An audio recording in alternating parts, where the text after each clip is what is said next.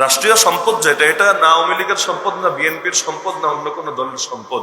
এগুলো হলো সমস্ত মানুষ, এই দেশের সকল নাগরিকের যৌথ সম্পত্তি, যার ভেতরে সকলের হক আছে।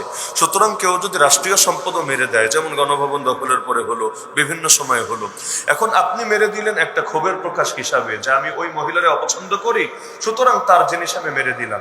কিন্তু এটা যদি তার ব্যক্তিগত অ্যাসেট না হয়, বরঞ্চ এটা সরকারি সম্পদ হয়, অর্থাৎ যাতে সমস্ত জনগণের হক জড়িত আছে, তাহলে আপনি যে এটা মেরে দিলেন এবং পরবর্তীতে আবার তো কিনতে হবে, স্বাভাবিক।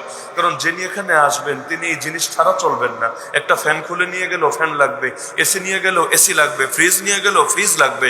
এই টাকাটা আসবে কোত্থেকে? এই টাকাটা এমন না ওই আসমান থেকে কেউ এসে দিয়ে যাবে, জমিন ফাঁক হয়ে টাকা অঢৌট হয়ে আসবে, বরং এগুলো এই গরিব মানুষের রক্তকে পানি করা যে সম্পদ, সেখানে যে করগুলো নিচ্ছে সরকার, ওই করের টাকা থেকেই আবার পুনরায় কিনা হবে। যদি এটা না কিনতো, করের টাকাটা হয়তো ভিন্ন কোনো খাতে ব্যয় হতে পারতো, যার দ্বারা এই জনগণের আরেকটু উপকার হতো। তাহলে আপনি ভাবছেন যে অমুক মহিলার উপরে রাগ ঝাড়ছেন, কিন্তু এর দ্বারা কতগুলো মানুষ, একজন দুইজনের হক হলে নয়তো মাফ চেয়ে নেওয়া যায়, স্বাভাবিক ব্যাপার। কিন্তু যদি এমন হয় সকলের হক জড়িয়ে গেছে, কয়জনের থেকে মাফ চাইবেন, কয়জনের থেকে ক্ষমা নিবেন? আর একবার মব জাস্টিস শুরু হয়ে গেলে এটার তো আর কোনো সীমা পরিসীমা থাকে না। যেমন উদাহরণস্বরূপ কেউ ভাবলো যে ফ্যাসিবাদের কেবলাকে ঘুরিয়ে দেই এবং